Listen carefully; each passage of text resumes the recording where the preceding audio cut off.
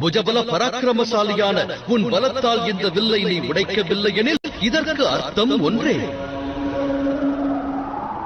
அறிவித்த இந்த போட்டியினை வெல்லும் அருகதை உடைய வீரன் இந்த அரங்கத்தினில் வேறொருவன் என்பதே.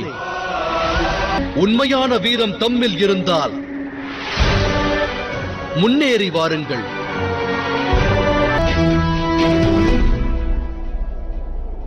கண்ணன் காட்டிய வழி தர்ம வழியாகும். செல் அர்ஜுனா.